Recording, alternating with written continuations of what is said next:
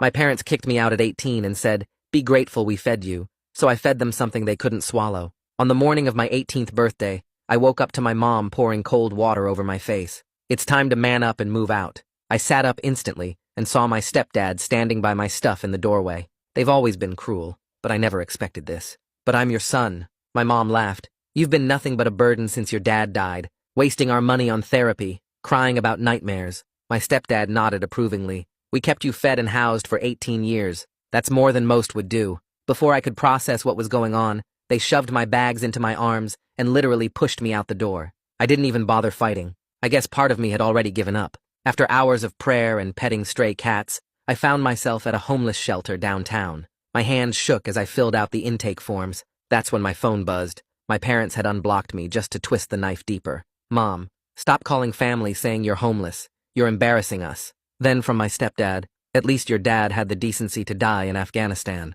Facepalm emoji. I lost it. Right there in that plastic chair, I just broke down sobbing. The counselor, this tired-looking woman, touched my shoulder. "Honey, what's wrong?" I showed her the texts. She was reading them when her eyes drifted down to my intake form. Her whole body went rigid. "Wait." Her voice came out strange. "Michael Krzyzewski? Your father died in Afghanistan?" "Yeah," I managed. "When I was 6. She gripped the edge of her desk. "Did you ever see the body? Attend a burial?" I stared at her in disbelief. "Excuse me, James, did anyone from the military ever visit after? Check on you?" Not really. No, I don't know. Wait, why are you asking me this?" Her hands click-clacked on her Chromebook. After 30 seconds, her face went white. "James, your father didn't die in Afghanistan." My chest tightened. "What?" "He's at Palmer V, a psychiatric ward. He's been there for 12 years. The fluorescent lights suddenly felt too bright. That's impossible. We had a funeral. I went to grief therapy for years." She looked me straight in the eyes. "You need to see your father. Today, before your parents realize you know." Suddenly, little things were clicking into place. Why Mom got nervous when military families were on TV. Why we moved states right after the funeral. I wanted to break down on the spot, but my stepdad's voice about me being a little betch echoed in my head. So instead, I took a deep breath and asked, "Why today?" Because when, not if, when, your parents find out that you know your dad is alive, then they'll know someone is coming after the benefits they've collected. She drove me to Palmer herself. The whole ride, my brain kept rejecting what was happening. But then we walked through those VA hospital doors, down a long hallway that smelled like floor wax and medicine. There he was, my father. Not the stepdad who beat me, or my mom's other secret boyfriends who tried to win me over with vintage vinyls. My dad, who loved me. "Dad?" The word came out broken. He turned, and his whole face crumpled. "James? They told me I'd never see you again. They told me you hated me. I thought you were dead." I could barely breathe. "I went to your funeral. Mom said you died a hero." His face twisted with so much pain. "They told me you knew the truth and chose them." My brain was in the middle of disassociating when my phone lit up with a notification. While I sat here learning my entire life was built on lies, my parents took the opportunity to drain my college savings, my birthday money, everything. Account closed. I dropped my phone on the floor and my dad picked it up and read the screen. "All my combat pay went to you," he said quietly. "Every month for 12 years. For your future." I never saw a penny. A doctor walked in. "Mr. Krzyzewski has been ready for discharge for years, but he's disabled from the war.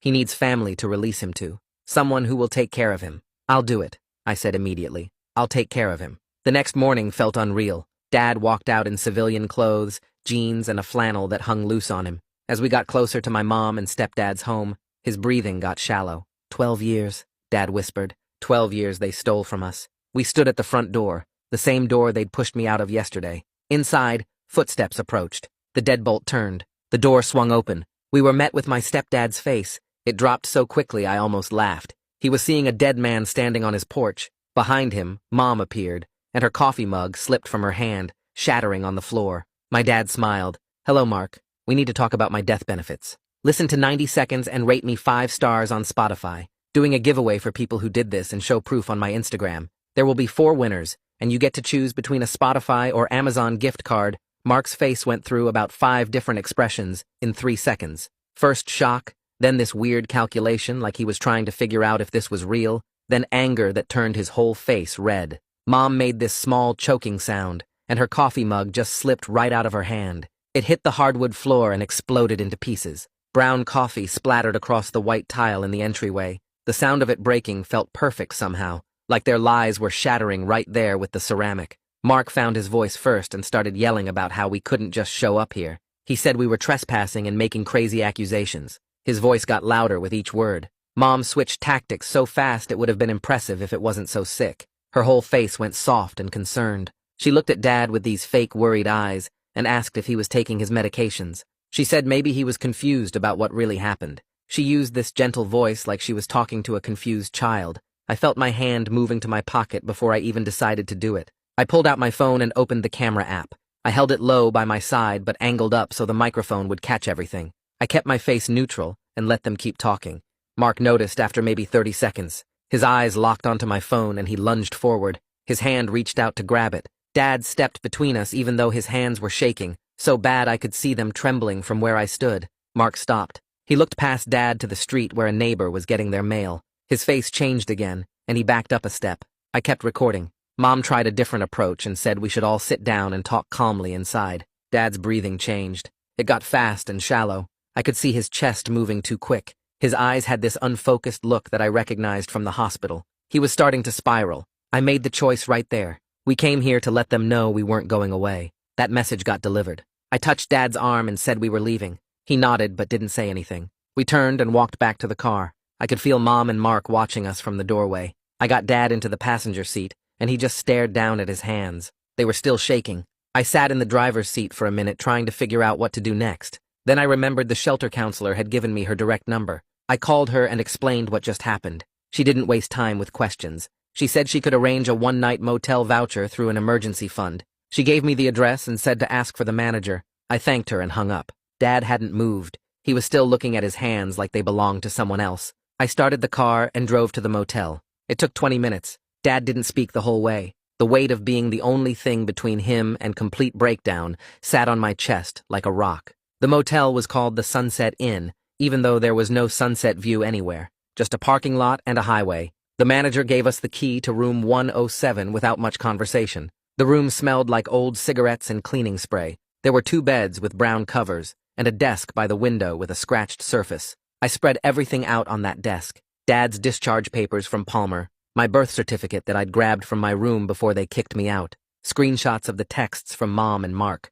the bank notification about my drained account. I lined it all up in rows. It wasn't much, but organizing it made me feel slightly less like I was drowning. I took pictures of everything with my phone. Then I sat on the edge of the bed and called the number on the bank notification. The fraud department put me on hold for 15 minutes. Finally, someone picked up. I explained the situation. The representative said my college savings account was closed yesterday morning. All the funds got transferred to an account I didn't have access to. She said I would need to file a police report. I would also need documentation proving the money was mine. When I asked how to prove that when I'm homeless and barely holding it together, her voice got quieter. She said she understood this was hard, but those were the requirements. She gave me a case number and said to call back once I had the police report.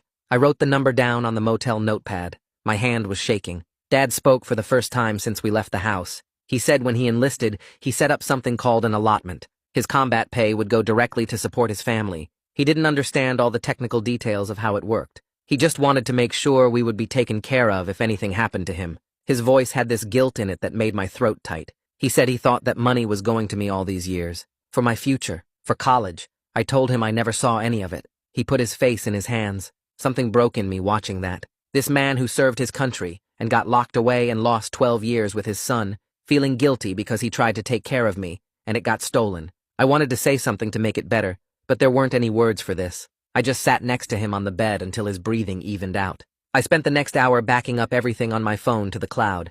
The shelter counselor told me that documentation was everything when you're fighting people with more resources than you. I created a folder labeled Evidence. I uploaded screenshots of every text message, the voice recording from the porch, photos of every document spread out on the desk. I made sure everything saved in 3 different places: my phone storage, Google Drive, email drafts. I wasn't going to lose this stuff because my phone died or got stolen or Mom and Mark found some way to delete it. Every screenshot felt like a small piece of protection. Every backed up file was something they couldn't take away from me. The next morning, we drove back to Palmer, Virginia. Dad needed a replacement ID with a current address. We also needed printouts of his benefits history. The discharge coordinator was a woman maybe 50 years old with reading glasses on a chain. She was helpful, but moved at the pace of someone who processes paperwork all day, every day. She asked Dad questions and typed his answers with 2 fingers. She printed forms and had him sign them. She said the ID would take 2 weeks to process. The benefits history would be ready this afternoon.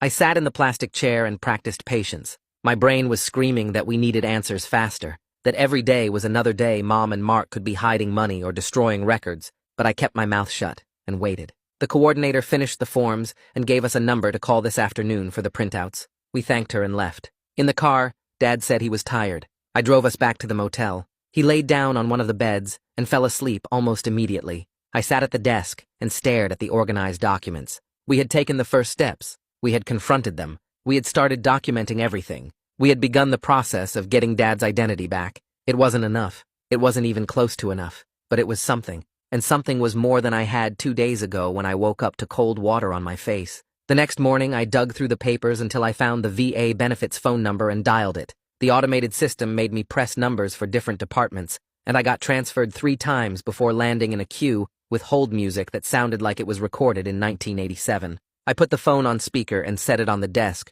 while I organized documents. 20 minutes passed, then 40. Dad woke up and shuffled to the bathroom, and I was still listening to the same 30-second loop of elevator music. Finally, a woman's voice came on and asked for Dad's social security number. I read it off the discharge papers. She asked what I needed help with, and I tried to explain about representative payees and power of attorney, but the words came out jumbled. She was patient, though, and started from the beginning. She explained that a representative payee is someone appointed to manage benefits for a person who can't manage them alone. That person has to apply and get approved by the VA. She said someone had been receiving Dad's benefits for years under that arrangement. I asked who, and she said she couldn't tell me that information over the phone without proper authorization. I felt stupid for not understanding all the acronyms she was using. POA and RPP and VARO and things I'd never heard of. I grabbed the motel notepad and started writing everything down, but my handwriting was messy because my hand was shaking. She explained the process for changing a representative payee and said I'd need to file specific forms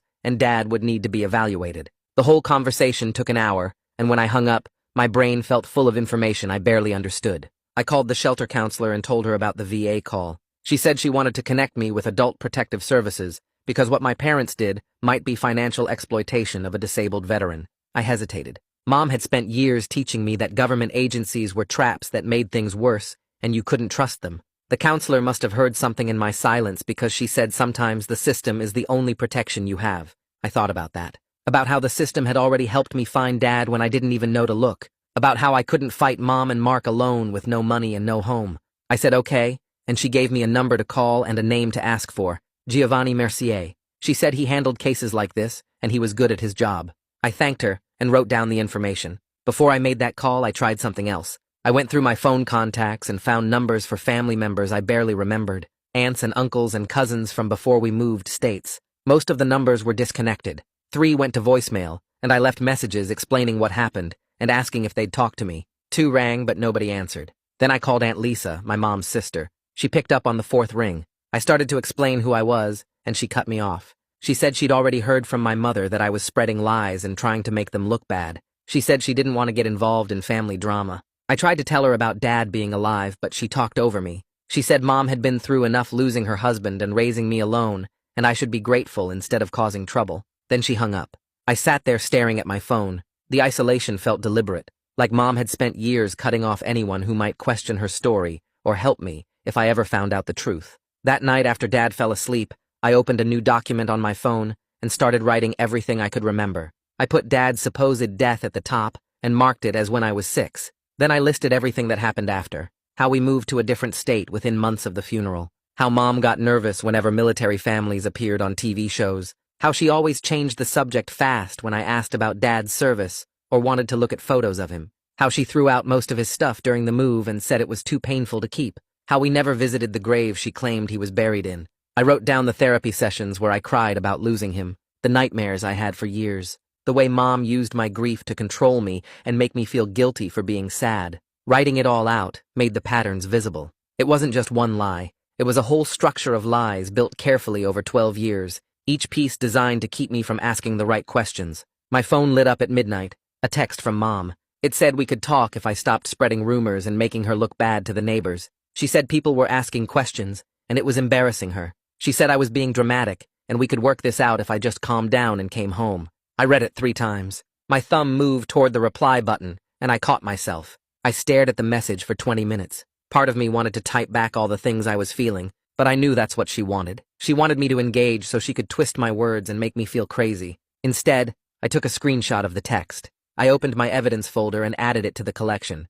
Then I put my phone face down on the desk without responding. The next morning, I sat down with Dad while he ate the free motel breakfast I'd brought back to the room. I said we needed to talk about boundaries and safety. He looked up at me with this expression like he was bracing for bad news. I explained that Mom and Mark might try to contact him, and he couldn't tell them where we were staying or what we were doing. He nodded, but didn't say anything. I kept going. I said they might try to convince him I was lying, or that I was going to abandon him. I said no matter what they said, he couldn't share information with them. He agreed, but I could see the fear in his eyes. The same fear I'd seen at Palmer when he thought I might leave him there. I reached across the small table and put my hand on his arm.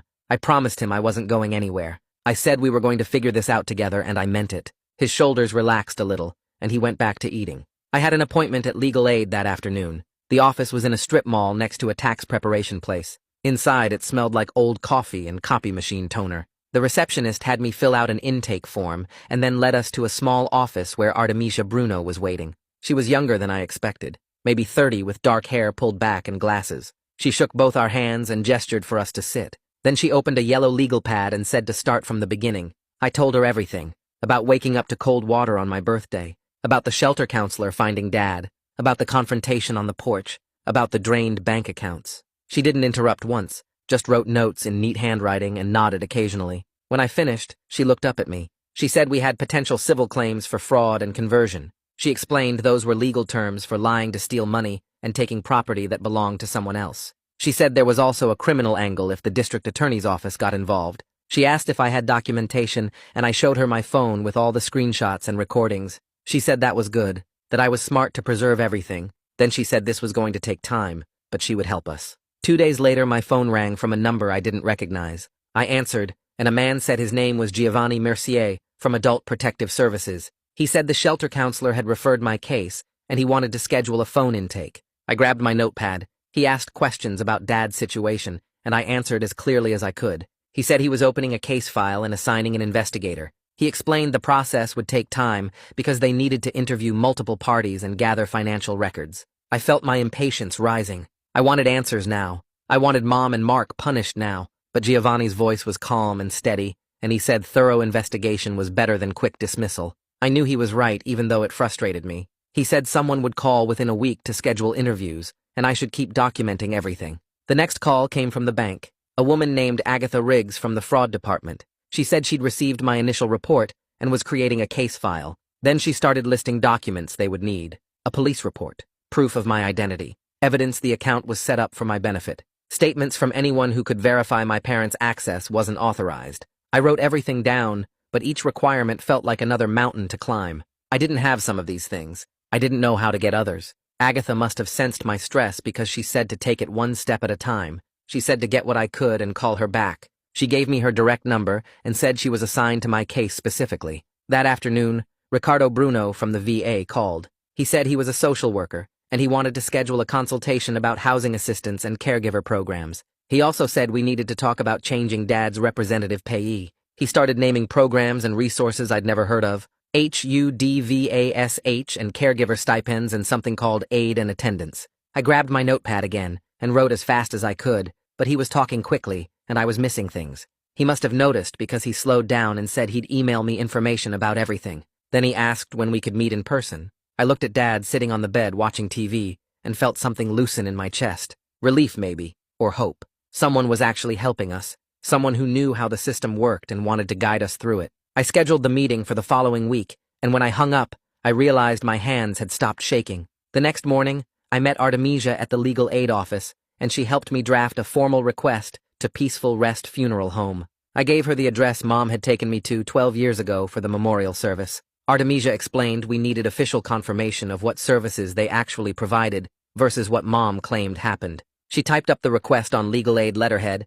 and I signed it. 3 days later, an envelope arrived at the motel. I opened it with Dad watching from the bed. The funeral home director wrote that they provided memorial service space on the date in question, but never received any remains for burial or cremation. Their records showed no casket purchase, no burial plot, no cremation authorization. Just the rental of their chapel for 2 hours. I read it twice and my stomach turned. I already knew Dad was alive, but seeing it in writing that the whole funeral was empty theater made me feel sick in a different way. That afternoon, I drove to the police station downtown and asked to file a report. The officer at the front desk directed me to Detective Hugo Larkin's office. He was maybe 50 with gray hair and reading glasses pushed up on his head. I sat in a plastic chair across from his desk while he pulled up a form on his computer. He asked me to start from the beginning, so I told him everything. About waking up to cold water on my 18th birthday, about finding Dad alive at Palmer, about my drained bank accounts and 12 years of stolen benefits. Hugo typed steadily, without interrupting. When I finished, he printed the report and had me review it for accuracy. He explained this would take time to investigate. Financial crimes involving multiple parties and federal benefits were complex, but the report number would help me with the bank and other agencies. He handed me a business card and told me to call if I remembered additional details or if my parents contacted me. I folded the report and put it in my evidence folder. 2 days later, I was sitting on the motel bed organizing paperwork when I glanced out the window. Mark's truck was parked 3 spots down. He was just sitting there behind the wheel staring at our room. My whole body went cold. I grabbed my phone and called 911 first. Then I started throwing our stuff into bags. My hands shook so badly I could barely work the zippers. Dad asked what was wrong and I pointed out the window. His face went white. The dispatcher stayed on the line while I packed. She said officers were 5 minutes out.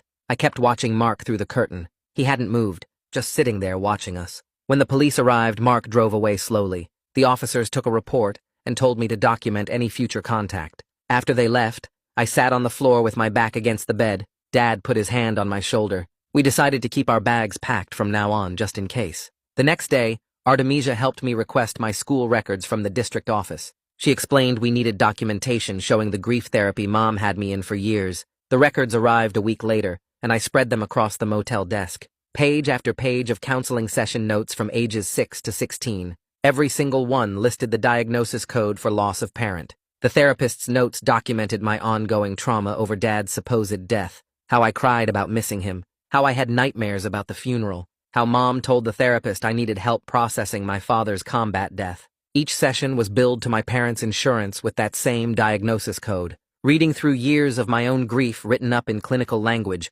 created this weird distance, like I was reading about someone else's pain. But it also created a paper trail proving how long and deliberately Mom and Mark maintained the lie. Artemisia sent formal preservation letters the following week. One went to the bank. One went to my parents' address. The letters used legal language requiring them not to destroy any documents or records related to Dad's benefits or my accounts. Artemisia explained this was standard procedure before filing a lawsuit. If they destroyed evidence after receiving this letter, they could face additional penalties. She said the formal legal language was powerful. It put them on notice that we were building a case, and they needed to preserve everything. When I read the letter before she mailed it, I felt something shift. For weeks, I'd been reacting to what they did. Now, we were taking action, making them respond to us instead of the other way around. Agatha called 3 days later with an update. She said the bank's fraud investigation had identified a pattern, transfers from Dad's benefits account to a joint account controlled by Mom and Mark going back years. She was flagging the transactions as suspicious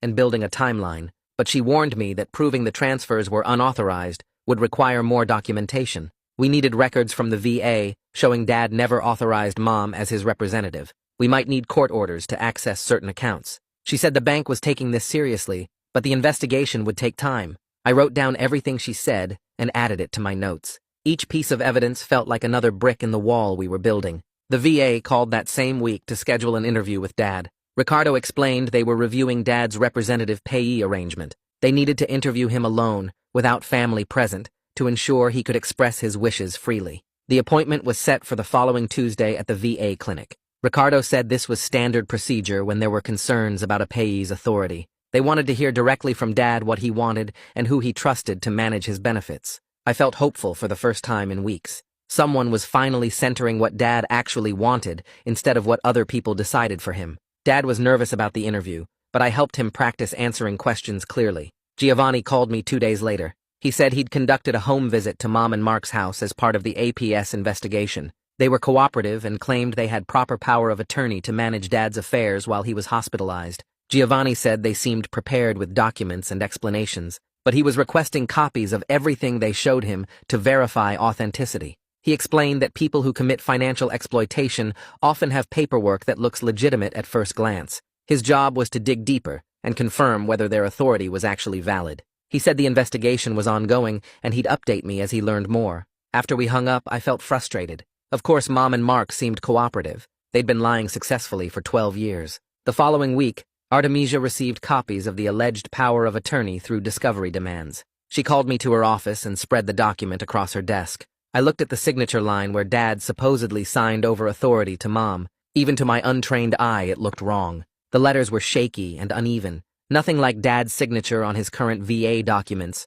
or the forms we'd been filling out together. The date was from 13 years ago, right after Dad was first hospitalized. Artemisia pointed out several other problems with the document. The notary seal looked faded. The witness signatures were barely legible. She said we might need a handwriting expert to prove it was forged, but even without that, the document raised serious questions. Dad and I went to the DMV the next morning to get him a state ID. Ricardo had helped us set up a VAPO box we could use for official mail since the motel wasn't permanent. We filled out the application, and Dad handed over his discharge papers and social security card for verification. The clerk processed everything and said the ID would be ready in 20 minutes. We sat in plastic chairs waiting. When they called Dad's name, he walked up to the counter, and the clerk handed him a temporary paper ID with his photo. Dad stared at it for a long moment. His name, his current address for the first time in 12 years, not the hospital, not Mom and Mark's house, our address. I watched him fold it carefully and put it in his wallet. It was such a small thing, just a piece of paper with his information, but it felt like a tiny victory in a war we were still losing. Ricardo called that afternoon while we were back at the motel. He asked if I had time to go over the VA caregiver program application, and I said yes immediately. He walked me through each section on the phone, explaining what medical records I needed from Dad's Palmer file and which forms required a doctor's signature. The application asked for detailed information about Dad's daily care needs, his disabilities, his treatment plan. I filled in boxes about medication management, appointment attendance, meal preparation, emotional support. Every question made the weight of what I'd taken on feel more real. Ricardo sent me links to the required training modules, and I started the first one that evening, watching videos about veteran mental health and caregiver burnout. The training talked about setting boundaries and asking for help, which felt strange when I was 18 and had no idea what I was doing. I submitted the completed application through the VA portal, and Ricardo confirmed he received it, then explained the approval process could take several weeks, but he'd follow up to keep things moving.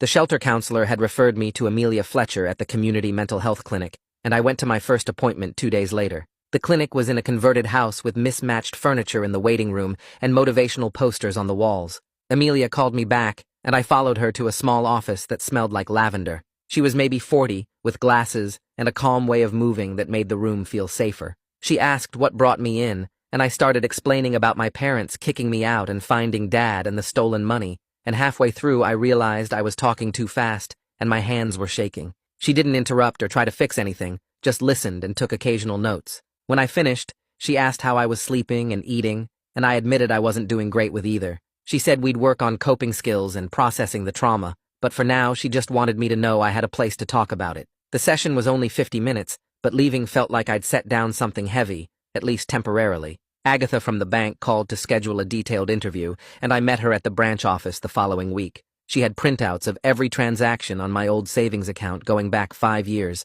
highlighted and annotated with sticky notes. We went through each withdrawal and transfer, with Agatha asking who initiated it, what I was told it was for, whether I gave permission. I explained that Mom always said the money was saved for college, that I never had access to the account myself, that I didn't know she could just close it whenever she wanted. Agatha asked about the joint account structure, and I told her it was set up when I was 13, that Mom said it was normal for parents to be on their kids' accounts. She made notes about everything, and explained the bank had standards for provisional credit in fraud cases. My situation was complicated because the account was technically joint, but the pattern of access and the timing of the final withdrawal, right when I discovered Dad was alive, created a strong case. She said she'd present everything to the fraud review committee and get back to me within 2 weeks. Giovanni called a few days later about arranging a DNA test. He explained that to shut down any argument from Mom and Mark about my standing in Dad's case, we needed definitive biological proof. The test would be through an approved lab, and the results would go into the official APS file.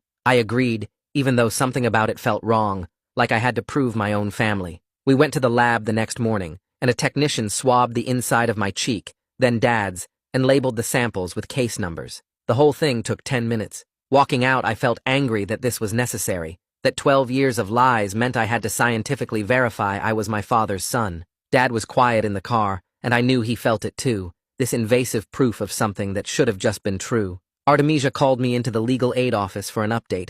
She'd drafted an emergency motion for temporary control of specific accounts, arguing that Mom and Mark's ongoing access created risk of further asset disappearing. The motion requested the court freeze certain accounts and require financial reporting while the investigations continued. We had a hearing date in 2 weeks. Artemisia spread the paperwork across her desk and walked me through what to expect. She said court was unpredictable and stressful, that judges had a lot of discretion, that we might not get everything we asked for. But this was our best shot at stopping them from hiding or spending more money while APS and the police did their work. I signed the verification forms, and she filed everything electronically that afternoon. The funeral home sent additional records 2 days later. I opened the envelope at the motel and pulled out invoices and contracts showing they'd provided space for a memorial service. Nothing more. No cremation services, no burial services, no handling of remains. Just a room rental and some chairs and a guest book. I stared at the papers, trying to process that the funeral I remembered, the casket I cried over, the entire ceremony was theater. Mom and Mark had staged a memorial service for a man who was alive 20 miles away in a VA hospital. I felt something crack open inside me, this cold rage that made my hands shake. I told Dad I needed to walk, and I left the motel, circling the parking lot and the nearby streets for over an hour until my legs hurt and the anger settled into something I could carry. Ricardo called about HUDVASH screening for Dad. The program provided housing vouchers and case management for homeless veterans, and Dad qualified based on his service and current situation. The screening interview was scheduled for the following Tuesday at the VA clinic. Dad got anxious as soon as Ricardo explained the process, worried they'd think he was too damaged or didn't deserve help. That evening I sat with him, and we practiced answering the questions Ricardo said they'd ask. I reminded him he'd served his country, that he'd earned this support, that being honest about his needs wasn't weakness. We went over it until he could talk about his mental health and housing situation without his voice shaking too much. An email arrived at the legal aid office from Mom's personal account. Artemisia forwarded it to me with a note to call her. I read the whole thing, this long, rambling message about grief and confusion, and how she'd always planned to tell me the truth when I was older. She blamed the trauma of thinking she might lose Dad, said she made bad decisions out of fear, claimed she never meant to hurt anyone. The email went on for pages, without ever actually admitting what she'd done or apologizing for specific actions. Artemisia called me that afternoon and said it was a classic non-apology, the kind that admits nothing concrete and keeps all the blame vague. She'd already responded officially, stating that all communication needed to go through attorneys from now on. I felt relieved that I didn't have to figure out how to respond myself, that someone was running interference, so Mom couldn't manipulate me directly. Artemisia brought up the possibility of hiring a handwriting expert to analyze the power of attorney signature. She explained that experts were expensive, usually several $1,000s, and we should wait to see if the bank's internal review flagged the document first. If the bank's analysts found problems with the signature, that would give us ammunition without the cost. I wanted answers immediately, but I was learning that legal strategy sometimes meant patience, waiting for the other side to make mistakes instead of forcing every issue. Artemisia said she'd keep pushing on multiple fronts, and we'd decide about the expert once we saw how the bank review went. Dad and I started building a daily routine to keep ourselves from spiraling. Every morning I set out his medications in a pill organizer, and we took them together with breakfast. Then we spent an hour on paperwork and phone calls, following up with agencies, organizing documents, checking email. After that, we took a short walk around the motel parking lot, just 10 or 15 minutes to get outside and move. The structure helped both of us feel less out of control. I noticed Dad's anxiety decreased when he knew what to expect each day, when there was a plan instead of just reacting to whatever crisis came next. Some days the routine felt boring, and I wanted to rush ahead to solutions, but I was learning that stability came from small, consistent things, not dramatic breakthroughs. Giovanni's call came on a Thursday morning while I was sorting Dad's medications into the weekly organizer. He said APS completed their preliminary review and substantiated concerns about financial exploitation, that the investigation would continue, but this initial finding validated everything we'd been saying. I asked what that meant for the criminal case, and he explained it wasn't a final determination, but it gave Detective Hugo solid ground to work from, that official documentation of abuse would strengthen both the criminal investigation and our civil suits.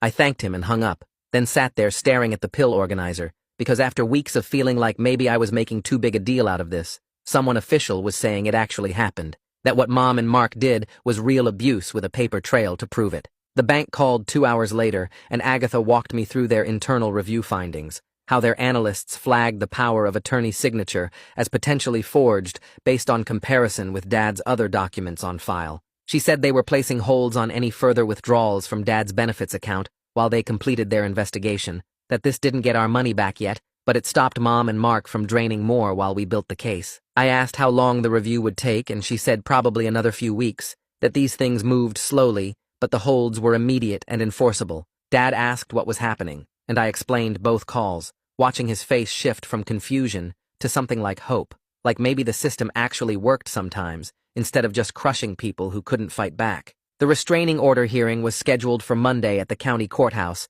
and Artemisia met us in the lobby 30 minutes early to go over what would happen. She said the judge would hear from both sides, review the police report about Mark showing up in our parking lot, and decide whether to grant the order or dismiss it. We walked through security and sat on a bench outside the courtroom, Dad's leg bouncing the whole time, and then Mark actually showed up with some lawyer in a cheap suit. My stomach dropped because I'd half convinced myself he wouldn't bother, that he'd just let the order go through, but there he was, looking self-righteous and angry. The bailiff called our case, and we filed into the courtroom, Mark and his lawyer on one side, and us with Artemisia on the other. The judge asked Mark's lawyer to present first, and the guy claimed Mark never threatened us, that he was just checking on family after a difficult situation, and we were overreacting. Artemisia stood up and walked the judge through the police report, the documented pattern of harassment, the timing of Mark's appearance right after we started legal proceedings. The judge read through the report for what felt like forever, then looked at Mark and asked if he had any legitimate reason to be in our parking lot at night.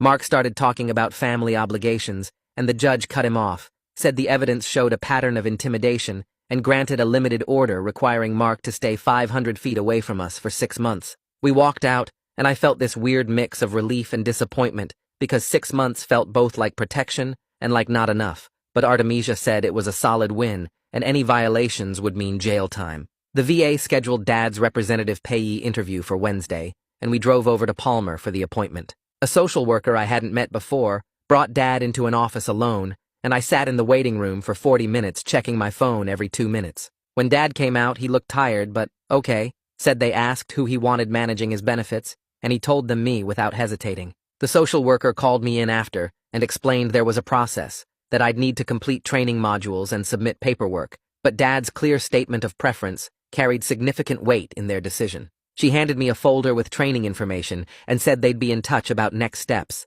that the goal was to finalize everything within a month. I thanked her, and we left. Dad quiet in the passenger seat, and finally he said he was scared I'd think it was too much responsibility and back out. I told him I wasn't going anywhere, that we were doing this together, and he nodded, but I could see he didn't quite believe it yet, after 12 years of people abandoning him. Ricardo called Thursday afternoon to say Dad passed the HUD-VASH eligibility screening, and we were approved to start looking for a unit. He connected me with Augusto Carney, the housing coordinator, who explained we needed a 1-bedroom that met program standards, and the voucher would cover most of the rent. Augusto said he'd send me listings that qualified, and we could schedule viewings once I found places I wanted to see. I hung up and told Dad we were approved for real housing, not just motel vouchers, and he asked how much it would cost us. I explained the voucher covered most of it, and we'd only pay a small portion, that this was the first piece of actual stability we'd had since everything started. He got quiet again, and I realized he was crying, just sitting there with tears running down his face, and I didn't know what to say, so I just sat next to him until he pulled himself together. Friday. I spent the whole afternoon on my laptop updating Dad's mailing address with every agency I could think of. Social Security, the VA, his bank, his pharmacy, his insurance company, each one with its own form and verification process. Ricardo helped me set up a VAPO box as our permanent address until we had stable housing, explaining it would prevent any issues with mail during the transition. Each form I submitted felt like I was erasing another piece of Mom and Mark's control, changing every link they had to Dad's information and benefits. My hand cramped from typing and my eyes burned from staring at the screen, but I kept going because this tedious administrative work was how you actually protected someone, not through dramatic confrontations, but through paperwork and documentation. The bank called Monday morning, and Agatha said they were issuing a small provisional credit to a new student account they'd helped me open, completely separate from anything my parents had touched. She warned it was only a fraction of what was stolen and could be reversed if their investigation didn't support my claims, so I needed to be careful spending it on anything except absolute necessities. The deposit hit Tuesday, and I stared at the balance for a full minute. This small amount of money that was actually mine and couldn't be taken away without warning. I used some of it to buy groceries, real food instead of whatever the motel voucher covered, and Dad helped me cook dinner in the tiny kitchenette. Wednesday, a message came through on social media from someone claiming to be my mom's cousin, saying the family wanted to arrange a meeting to work things out before this got more complicated. I read it 3 times looking for the manipulation angle and found it in the phrase, "before this got more complicated," like the problem was me pursuing legal action instead of them stealing from us for 12 years. I sent a screenshot to Artemisia, and she drafted a response saying all contact needed to go through legal counsel, that we weren't meeting with anyone without attorneys present. Hitting send on that message felt powerful, even though it made me sad that family had to work this way, that I couldn't trust anyone on Mom's side to actually care about what happened to us. Artemisia called Thursday to propose a settlement conference before filing a full lawsuit,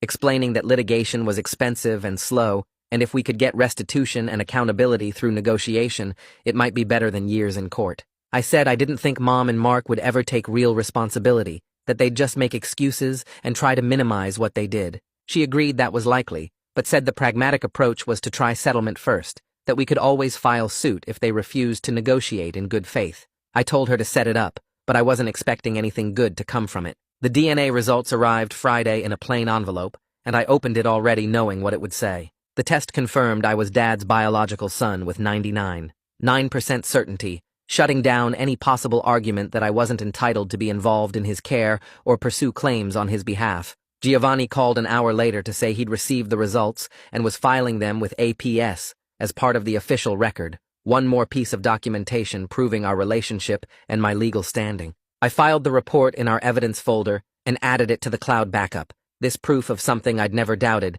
but that the system required me to verify anyway. 3 days after the DNA results arrived, Ricardo called while I was making breakfast in the motel kitchenette. He said the VA finished reviewing Dad's representative payee change, and it was pending final approval within the next 2 weeks. They placed interim holds on the account to stop any unauthorized access during the transition, which meant Mom and Mark couldn't touch anything while the paperwork processed.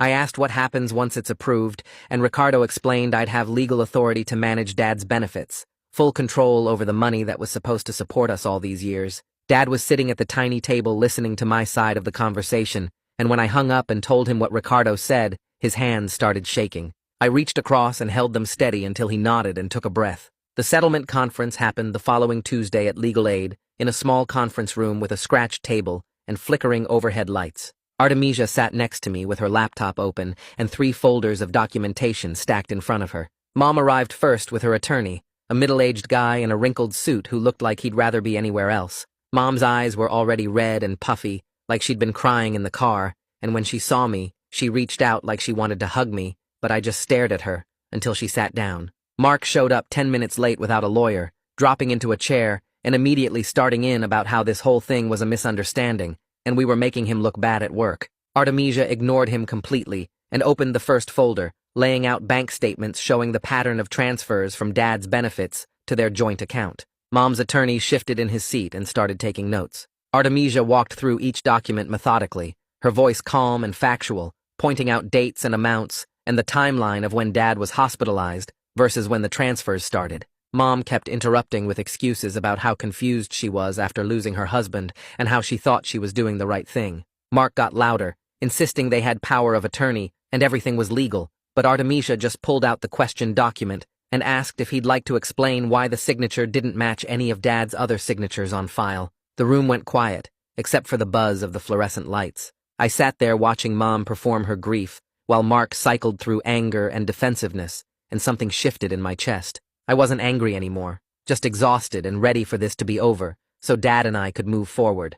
After 2 hours of back and forth, Mom's attorney suggested a restitution framework, and Artemisia countered with specific terms. We reached an agreement in principle where Mom and Mark would follow a payment schedule to pay back the documented stolen funds over time, contingent on what the investigations found. It wasn't everything we were owed, and there was no criminal admission, but Artemisia explained this gave us a legal framework, and we could still pursue other options if they didn't comply. I signed where she indicated, and walked out without looking at Mom, whose crying had gotten louder when she realized I wasn't going to forgive her. 2 days later, we were back in court for the asset freeze hearing. The judge was an older woman who read through Artemisia's motion while we waited, then asked Mom's attorney if he had any objections to a limited freeze on the disputed accounts. He argued it would cause hardship, but the judge cut him off and said the evidence showed clear risk of asset dissipation. She granted the freeze, preventing Mom and Mark from moving or hiding money while the investigations continued. It wasn't a full victory, but it was protection,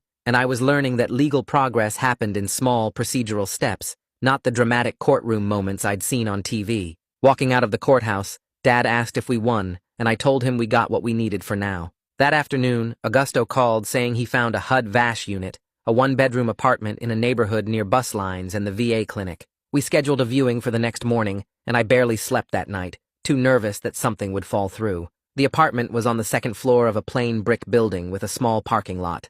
Augusto met us outside and walked us through the unit, pointing out the working appliances and explaining the lease terms. The walls were clean and white, the bathroom had actual water pressure, and the bedroom had a window that let in real sunlight. I stood in the empty living room and felt something loosen in my chest that had been tight since my 18th birthday, this knot of fear and uncertainty finally starting to unwind.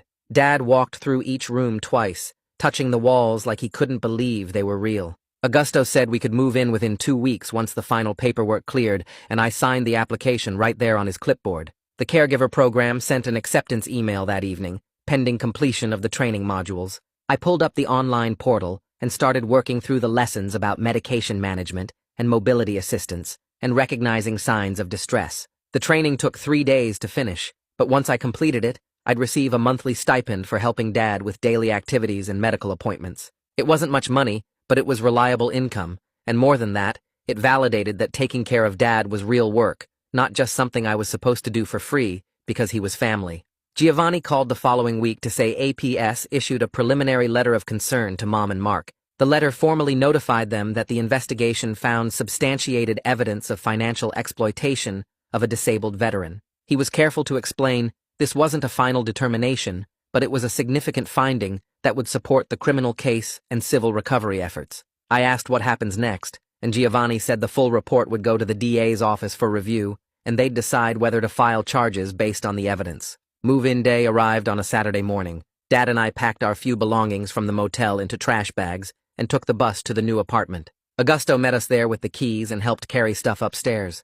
Once he left, and it was just us in the empty space, Dad started pacing between the living room and bedroom. He kept asking what if the VA changed their mind, what if we couldn't afford it, what if Mom and Mark found us and caused trouble. His breathing got shallow and I recognized the signs of a panic attack building. I walked him to the couch and sat down next to him, guiding him through the breathing exercises Amelia taught me in therapy. 4 counts in, hold for 4, 4 counts out. We did it together until his shoulders relaxed and his hands stopped shaking. Then we unpacked slowly, turning the empty apartment into something that felt like ours, hanging Dad's few shirts in the closet and arranging our donated dishes in the kitchen cabinets. Agatha called Monday afternoon with an update about the bank investigation. She said they were issuing a larger provisional credit to my protected account based on their internal fraud findings. The amount would cover a significant portion of what was stolen from my college savings. She reminded me carefully that it was still provisional pending final determinations, but having actual money in an account that only I controlled felt like breathing after being underwater. I checked the balance 3 times that day, just to make sure it was real. Dad started seeing Victor Montes the following week. Victor was a VA psychiatrist who specialized in trauma, and his office was in the same building as the clinic where Dad got his other medical care. I waited in the lobby during the first appointment, flipping through old magazines and watching the clock. Dad came out an hour later looking tired but calmer.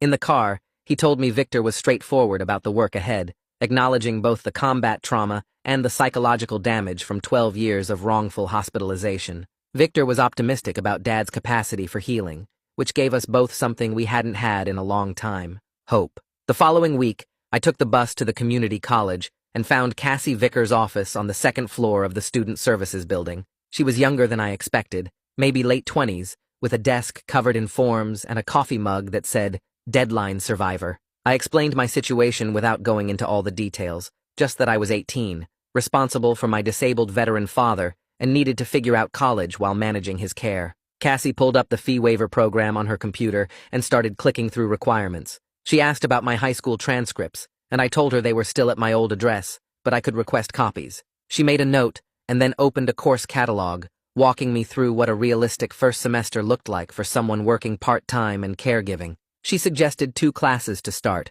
both online with flexible deadlines, and explained how the Disability Services Office could help if Dad had a crisis and I needed extensions. I felt my shoulders relax, because she wasn't judging that I was starting late or that I couldn't handle a full load. She was just helping me build something that worked. We filled out the enrollment forms together, and she submitted my fee waiver application right there, saying it usually took 2 weeks to process. When I left her office, I had a printed course schedule for spring semester and a campus map with the financial aid office circled in red pen. Artemisia called 3 days later while I was helping Dad sort his medications into the weekly pill organizer. She said Mom's attorney reached out proposing that Mom and Mark would sell one of their cars to fund an initial restitution payment. The amount would be around $8,000, showing good faith compliance with the settlement agreement. I felt my jaw tighten, because any gesture from them felt like manipulation, but Artemisia was already talking through the terms. She said she'd negotiated that the payment had to go directly into the restitution escrow account,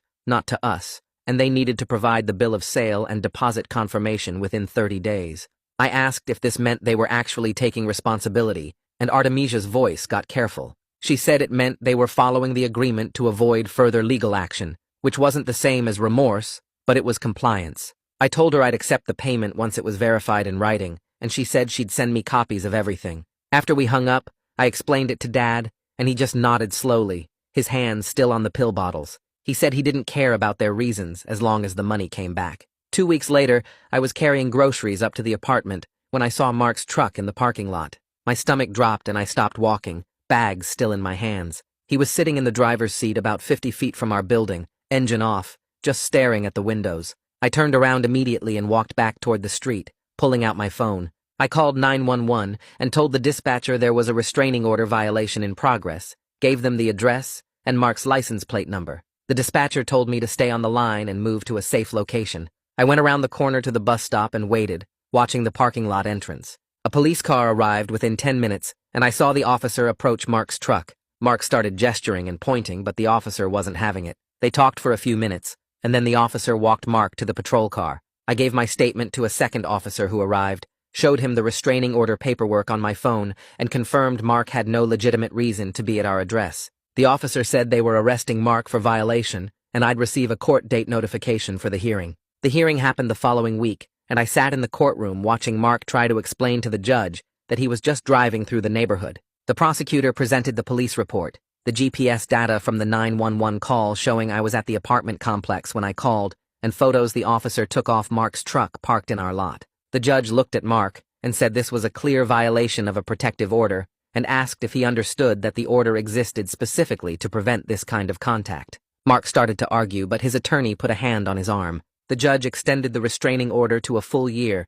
and added a warning that any further violations would result not just in arrest, but in jail time pending trial. For the first time since this started, I felt like the legal system was actually taking our safety seriously, not just processing paperwork. I left the courthouse and texted Artemisia the outcome, and she responded with a thumbs-up emoji and, good. The VA letter arrived on a Thursday afternoon in a thick envelope with official seals. I opened it at the kitchen table and read the first paragraph 3 times before the words actually registered. The representative payee change was finalized, and I now had legal authority to manage Dad's benefits. The letter included instructions for the transition, contact information for the benefits coordinator, and a checklist of responsibilities. I sat there holding the pages and feeling the weight of what this meant. Dad's financial security was in my hands now, not Mom's, not Mark's, not some stranger at the VA who never checked if he was okay. I was responsible for making sure his bills got paid, his medications were covered, his basic needs were met.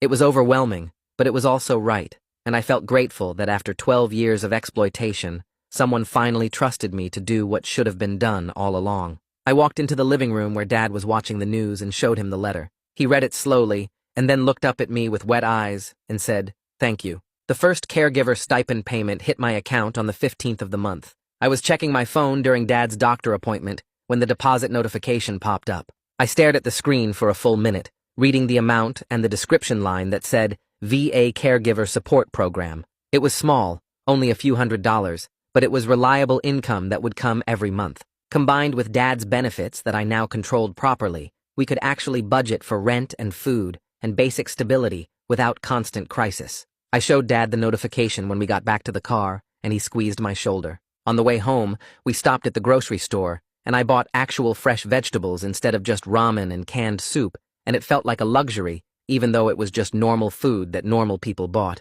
Agatha called the next week to confirm the restitution escrow received its first payment from the car sale. She walked me through the deposit details and verified the amount matched what Mom's attorney had promised. She was careful to remind me that my provisional credits from the bank were still pending final determination based on their fraud investigation, but having money actually flowing back felt like tangible progress. It wasn't justice, and it wasn't everything we lost, but it was something real, something I could point to and say, they're actually paying consequences. I asked Agatha what happened next, and she said the bank investigation was still ongoing, but this restitution payment strengthened our case because it showed Mom and Mark acknowledged the debt. She said she'd keep me updated, and I thanked her for everything she'd done. Dad and I sat down that evening and made a decision about boundaries. We agreed we wouldn't have any contact with Mom or Mark unless it went through our attorneys, and we were going to actually stick to it this time. I blocked Mom's number and Mark's number and any other numbers I recognized from their side of the family. Over the next few weeks, Mom tried calling from different numbers,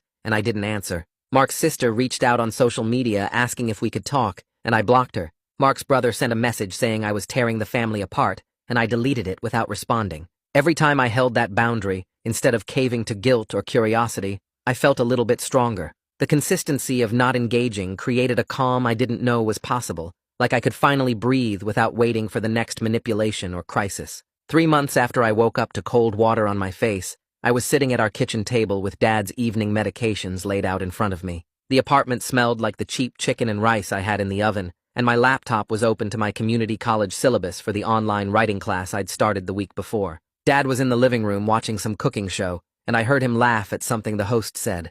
I looked around at the small space we'd made ours, the thrift store couch, the donated dishes in the cabinet, the VA appointment reminder stuck to the fridge with a magnet. This quiet domestic moment, this ordinary Thursday evening with medications and dinner and homework, this was what stability actually looked like. Not dramatic or exciting, just solid and predictable and safe. I'm not going to lie and say everything is perfect now, because it's not. We're still in therapy, still dealing with legal proceedings, still learning how to be father and son after 12 years apart. Dad still has nightmares and panic attacks, and I still get angry about the childhood they stole from us. But we have a home with our names on the lease. We have food in the fridge that we bought with money no one can steal, and we have a plan for what comes next that we built ourselves. That's not a happy ending where everything wraps up neat and everyone lives happily ever after. It's something better. It's a solid beginning. Well, that was a journey through the worst parenting decisions ever made. If you're sitting there thinking your family's complicated, at least they probably didn't fake anyone's death.